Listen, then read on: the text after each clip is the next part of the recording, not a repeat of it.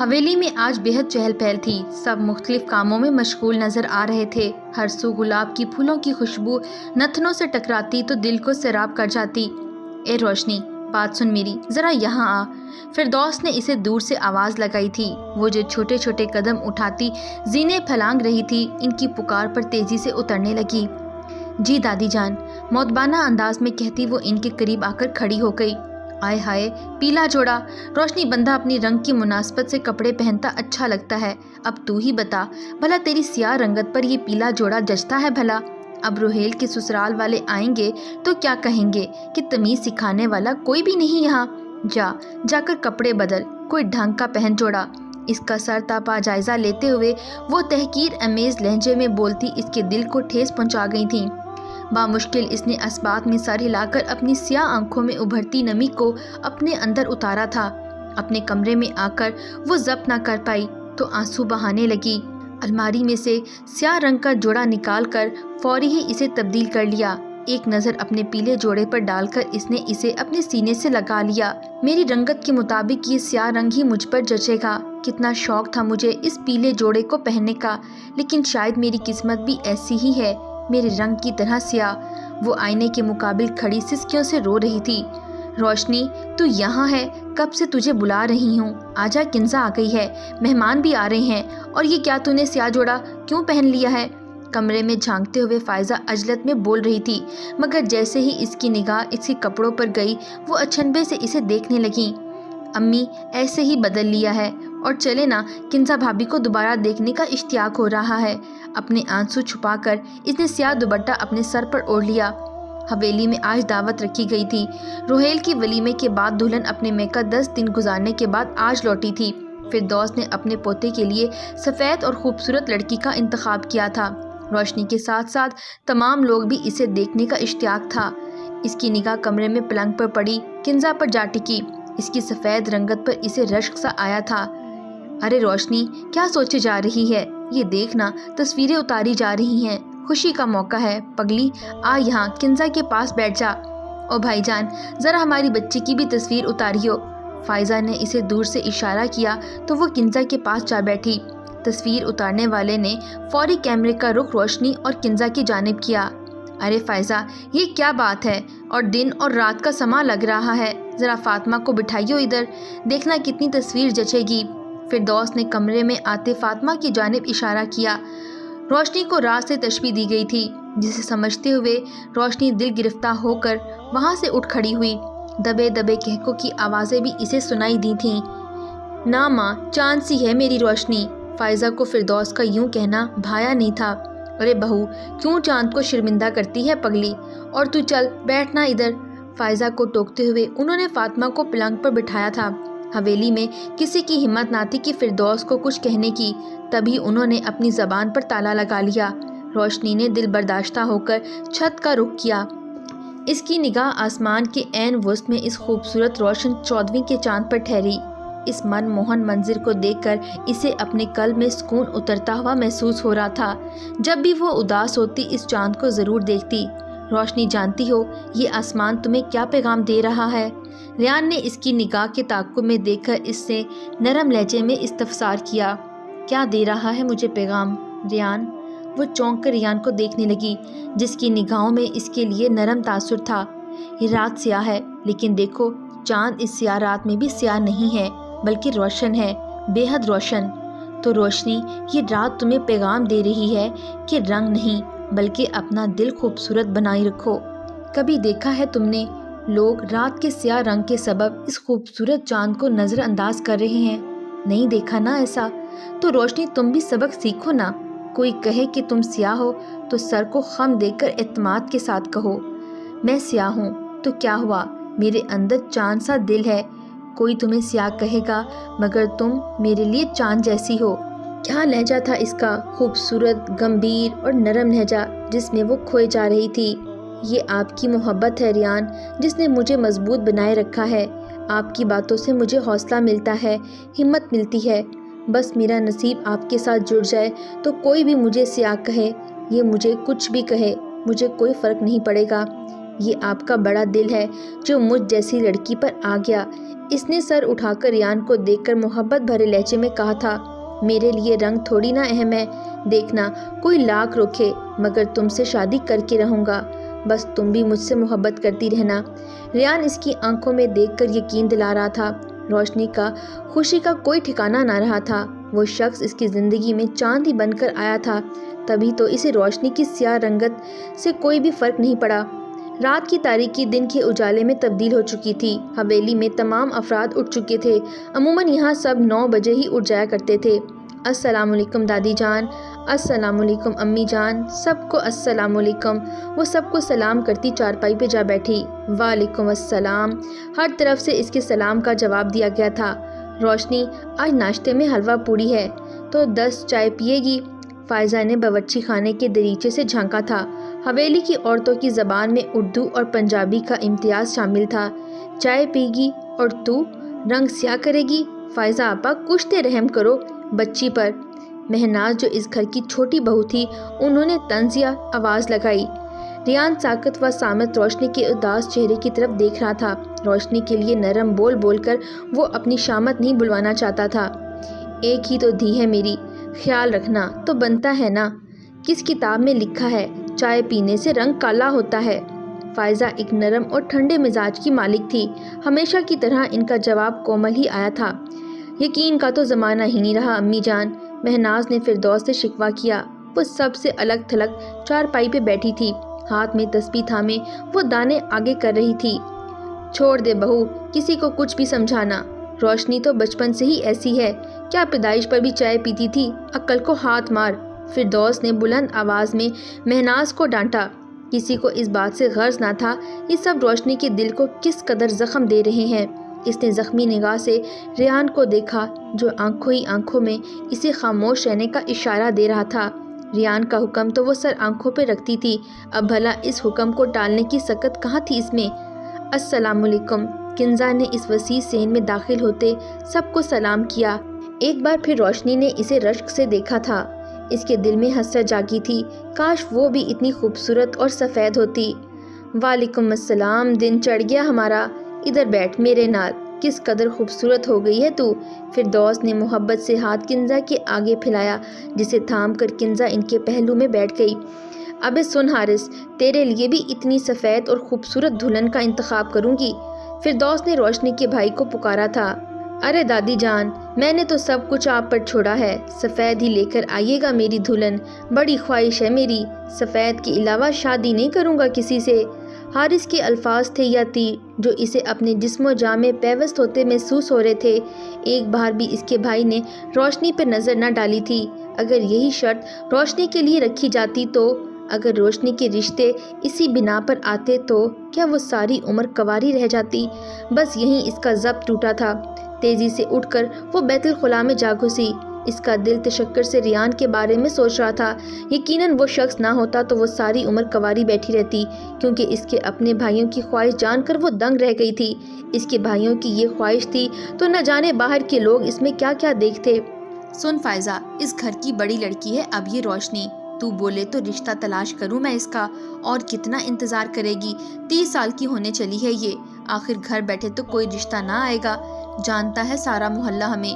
ناشتہ کرنے کے بعد سب چارپائیوں پہ بیٹھے چائے پی رہے تھے جب فردوس نے بات کا آغاز کیا۔ رشتے کا نام سن کر روشنی کے ہاتھ میں چائے کا کپ لرز کر رہ گیا۔ اے میرے رب، میری قسمت میں ریان کو ہی لکھنا، وہ دل کی گہرائیوں سے دعا گو تھی، جیسا آپ کو ٹھیک لگے۔ فائزہ نے روشنی کی جانب دیکھے بغیر ہاں میں سر ہلا دیا۔ شکایت نہ کیجیو، معاف کرنا، ایک بات لکھوا لے مجھ سے، 35 سال سے کم لڑکا نہ ملے گا، آخر کو رنگ بھی تو دیکھا جاتا ہے نا۔ فردوس کو روشنی کا سیاہ رنگ بے حد تیش میں مبتلا کرتا تھا، خود بھی وہ سفید رنگت کی مالک تھیں۔ ماں ایسا تو نہ کہو، میری بچی کا نصیب اچھا ہو، یہ دعا کیا کریں۔ چائے کا گھونٹ لیتے ہوئے انہوں نے روشنی کی جانب دیکھتے ہوئے کہا تھا، جو یقیناً آنسو ضبط کیے بیٹھی تھی۔ بات کب کرنی ہے آپ نے حدیقہ تائی سے؟ وہ انکار تو نہیں کریں گی نا؟ آخری سوال پر اس کی آواز رند گئی تھی۔ بس کروں گا، بہت جلد۔ اور میری امی نے کبھی تمہارے رنگ کے بارے میں کوئی بات کہی یا کچھ اور کہا؟ نہیں نا؟ تو بس یقین کرو مان جائیں گی وہ، اور نہیں مانیں گی تو میں ہر صورت مناؤں گا۔ اس نے یقین دلایا تھا، مگر جلد ہی اس کا یقین غلط ثابت ہونے والا تھا۔ اچھا اب میں باورچی خانے میں جا رہی ہوں کام کرنے۔ صوفے پر سے اٹھ کر وہ باورچی خانے کی جانب بڑھ گئی۔ ارے فاتی بیٹا، تو یہاں باورچی خانے میں کیا کر رہی ہے؟ نہ میری بچی، اتنی گرمی میں آگ کے آگے نہ کھڑی ہو، رنگ خراب ہو جائے گا۔ انہوں نے فاطمہ کو ٹوک کر کہا اور اس کا ہاتھ تھامے باورچی خانے سے باہر لے گئیں۔ تائی جان آپ جائیے، گرمی بہت ہے، میں کام کر لیتی ہوں۔ روشنی نے چولہے کے آگے کھڑی حدیقہ کو محبت سے کہا۔ آخر دل بھی تو جیتنا تھا نا ان کا۔ او میں تو تھک گئی کام کرتے کرتے، تو بہت ہی پیاری بچی ہے، میں تمہیں اپنی بیٹی مانتی ہوں، کتنا دھیان رکھتی ہو، اللہ تعالیٰ تمہارے نصیب اچھے کرے۔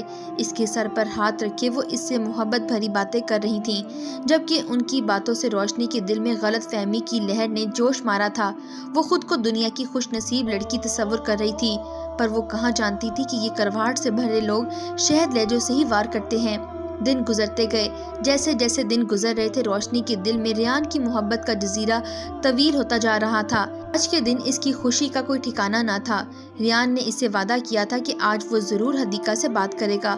صحن میں تمام افراد بیٹھے کھانا کھا چکے تھے، رات کے 9 بج چکے تھے۔ اس کی سوچوں کا تسلسل حدیقہ کی آواز پر ٹوٹا۔ ماں لوٹ لیا اس سیاہ فام لڑکی نے مجھے۔ اس کے دھاڑنے پر سب کی نگاہ کمرے سے آتی حدیقہ پر گئی۔ خود کو سیاہ فام کہے جانے پر روشنی کب کھولے انہیں دیکھنے لگی۔ اس کا دل ڈوب کر ابھرا تھا۔ آئے ہائے کیا ہو گیا، بیٹھ کر بتا، فردوس نے انہیں ہانپتے ہوئے دیکھ کر پوچھا۔ روشنی نے دھڑکتے دل سے چہرہ جھکائے کھڑے ریان کو دیکھا۔ کسی احتمال کے تحت اس کا دل دھڑکا تھا۔ ماں تم یقین نہیں کرو گی، آج اس بدبخت ریان نے کیا کہا ہے۔ اس نے بولا روشنی سے شادی کرنا چاہتا ہوں، یہ سنا آپ نے؟ وہ بلند آواز میں بتا کر آنسو بہانے لگی، جبکہ وحشت سے روشنی کے پسینے چھوٹ گئے۔ فردوس سمیت سب کو ہی جھٹکا لگا تھا۔ یہ کیا سن رہی ہوں میں، بول کمبخت ریان، فردوس غیظ و غضب کے ساتھ پوچھنے لگیں۔ اس سیاہ لڑکی نے ہی پھنسایا ہے میرے شہزادے جیسے بیٹے کو۔ ارے میرا بچہ تو اتنا شریف ہے، اس بد چلن لڑکی نے میرے بیٹے کو پھنسا لیا۔ وہ دھاڑے مار کر رو رہی تھیں، جبکہ بد چلن کہنے پر روشنی کا دل ہی تڑپ اٹھا تھا۔ دل خون کے آنسو رو رہا تھا۔ یہ کیا سن رہی ہوں میں روشنی؟ فائزہ بھی صدمے سے اٹھ کر اس کے قریب آئی تھیں۔ کیا اماں تو یہ کیا کہہ رہی ہے؟ اب نہیں چھوڑوں گا میں، یہ کرتوت کی ہے تو نے روشنی؟ روشنی کے والد صاحب اٹھے اور ایک زناٹے دار تھپڑ روشنی کے چہرے پر رسید کیا۔ اس کے کرتوت بھی سیاہ نکلے اس جیسے۔ بول ریان، جو تیری ماں نے کہا وہ سب سچ ہے۔ وہ اپنی چارپائی سے اٹھ کھڑی ہوئی، سب کی روکنے کی کوشش نہ کی تھی۔ دادی معاف کر دیں، میرا کیا قصور ہے، ایسا نہ کریں، میرا ارادہ غلط نہیں ہے۔ وہ فریادیں کرتی رہی، روتی رہی، مگر اس کے آنسو سے فائزہ کے سوا کسی کو کوئی فرق نہیں پڑ رہا تھا۔ لیکن فائزہ فردوس کے مقابلے میں بے بس تھی۔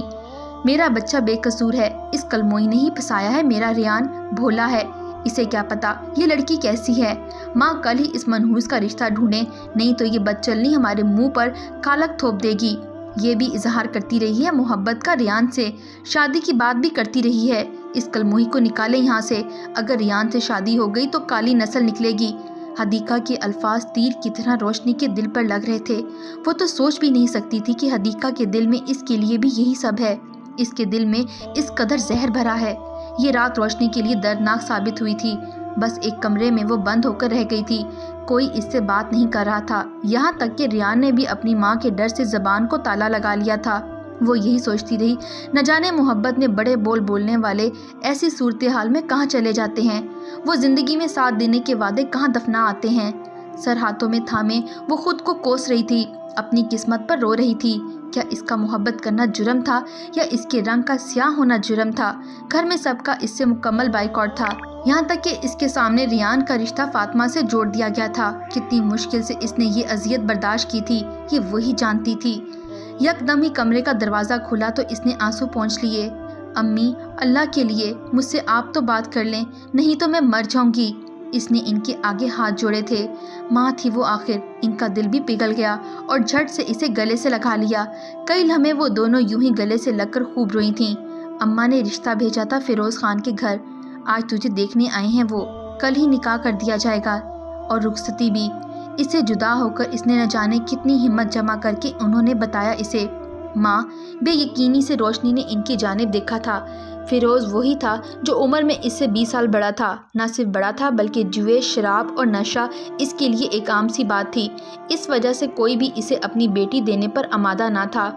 امی مجھے جان سے مار دیں پر ایسا نہ کریں، بہت ظلم ہے مجھ پر، میں جیتے جی مر جاؤں گی، ماں بچا لیں مجھے، آپ زہر دے کر مار دیں پر میری اس سے شادی نہ ہونے دیں، بخش دیں مجھے، یہ بہت بڑی سزا ہے میرے لیے، مجھے جیتے جی نہ مار ڈالیں، موت کی اذیت کم ہوگی میرے لیے، لیکن روز روز مرنا میرے لیے مشکل ہے امی۔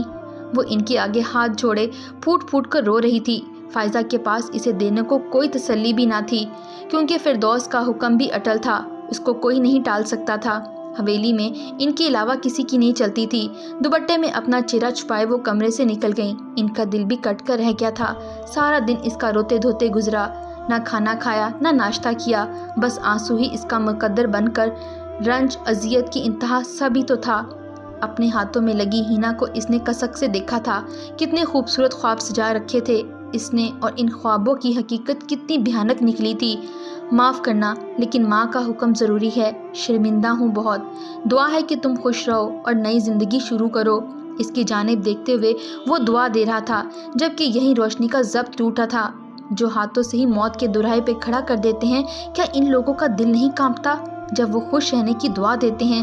وہ ٹوٹے ہوئے دل کے ساتھ آنسو بہاتے ہوئے چیخ کر بولی تھی۔ سرخ لہنگے میں وہ خود کو کفن میں لپیٹا محسوس کر رہی تھی۔ جو چاند جیسے بننے کا کہتا تھا، آج کیسے اس نے مجھے سیاہ رات میں تنہا چھوڑ دیا۔ کبھی معاف نہیں کروں گی میں آپ کو ریان، کبھی معاف نہیں کروں گی۔ وہ چیخ چیخ کر رو رہی تھی۔ ریان نے دکھ سے اس کی جانب دیکھا تھا۔ شاید تمہیں بس میں پسند کرتا تھا اور اسے ہی میں نے محبت کا نام دے دیا، معاف کرنا۔ وہ اس کا دل چیرتا کمرے سے باہر نکل گیا۔ وہ یہ بھی نہ سوچ سکا کہ محبت کو پسند کا نام دے کر اس نے روشنی کے لیے اذیت کا لفظ پیدا کر دیا تھا۔ جانے کیوں لوگ محبت پیدا کر کے دوسروں سے کھیلتے ہیں۔ روشنی کا دل تو کٹ کر رہ گیا۔ نکاح اور رخصتی کے وقت اس نے خود کو ایک بت ہی تصور کیا تھا۔ وہ ایک لفظ بھی نہیں بولی تھی، اس نے بھی کچھ بھی محسوس نہیں کیا تھا سوائے درد کے۔ رات کے 10 بجے وہ کمرے میں داخل ہوا تھا۔ سگریٹ کی بو سے روشنی نے سر اٹھا کر اسے دیکھا۔ اسے دیکھتے ہی روشنی کی آنکھوں میں آنسو آ گئے۔ ہاں، وہ خون کے آنسو تھے، مگر یہ خون وہی محسوس کر سکتی تھی۔ دوسروں کے لیے تو فقط یہ صرف بے رنگ سا پانی تھا۔ شادی کے دوسرے دن ہی اسے کام پر لگا دیا گیا۔ گھر کے کام کر کے اس کا رنگ مزید مرجھا گیا تھا۔ اس کی زندگی میں تو اندھیرا ہی اندھیرا چھا گیا تھا۔ چراغ تو اس سے کہیں دور کھو گیا تھا۔ فیروز کے دوست اسے گندی نگاہوں سے دیکھتے تھے، مگر وہ شکوہ بھی نہیں کر سکتی تھی۔ ساس سے بھی باتیں سننے کو ملتی تھیں کہ بچہ کالا ہوا تو طلاق دے کر گھر سے نکال دیں گے۔ دن رات اس کی دعا میں گزر جاتے، یا اللہ میری اولاد کو سفید پیدا کرنا، میں سب آپ پر چھوڑتی ہوں۔ اس کے لبوں پر یہی دعا تھی، بس جس نے اس کے ساتھ وفا نبھائی تھی وہ اس کے آنسو تھے، جو کبھی اسے تنہا نہ چھوڑتے تھے۔ حویلی میں تو اسے بد چلن قرار دے کر گھر سے نکال دیا گیا تھا، لیکن اب طلاق لے کر اس میں کوئی مزید الزام برداشت کرنے کی سکت نہ تھی۔ شادی کو 1 سال گزر گیا تھا۔ روشنی کے گھر بیٹا پیدا ہوا تھا۔ اللہ کا لاکھ شکر کر کے بھی وہ نہ تھکتی تھی کہ اس کی دعائیں رنگ لے آئی تھیں۔ اسے اس کی طرح سیاہ بیٹا نہ دیا گیا تھا۔ روشنی کے لیے یہ معجزہ ہی تھا۔ سب لوگ ہسپتال میں موجود تھے۔ آج فاطمہ اور ریان کے گھر بھی خوشی کا دن تھا۔ فردوس تو خوشی سے پھولے نہ سماتی تھی۔ نرس جیسے ہی کمرے سے نکلی، سب ان کی طرف متوجہ ہو گئے۔ مبارک ہو، بیٹی پیدا ہوئی ہے، آپ مل سکتے ہیں فاطمہ سے۔ سب کے ہاتھ بیٹی کے اچھے نصیب کی دعا کے لیے اٹھ کھڑے ہوئے۔ ریان سمیت سب کمرے میں داخل ہوئے تھے۔ جیسے ہی سب کی نگاہ جھولی میں پڑی، سب کے ہی رنگ فک ہو گئے۔ کہتے ہیں نا، مکافات عمل ہو جاتا ہے۔ ریان کی بیٹی بھی سیاہ پیدا ہوئی تھی۔ اس کے دل میں بے اختیار روشنی کا چہرہ منڈلایا تھا۔ فردوس سمیت سب کو دھچکا لگا تھا، لیکن ریان کی تو جیسے دنیا ہی پلٹ گئی تھی۔ جیسے جیسے وہ بڑی ہوتی گئی، حویلی میں اس کی عزت بھی کم ہوتی گئی۔ اسے کوئی سیاہ کہتا تو ریان کا دل کٹ کر رہ جاتا۔ وہ ایک بھی لفظ اس کے بارے میں برداشت نہ کرتا۔ جیسا بیج بوتے ہیں ویسا تو کاٹتے ہی ہیں۔ اسے ہر روز روشنی یاد آتی تھی۔ اس کی دماغی حالت کمزور ہوتی جا رہی تھی، مگر جب مظلوم اللہ پر معاملہ چھوڑ دینا تو پھر بدلہ بہت ہی بڑا ہوتا ہے، سزا دردناک ہی ملتی ہے۔ افسوس، وقت ریان کے ہاتھ سے گزر چکا تھا۔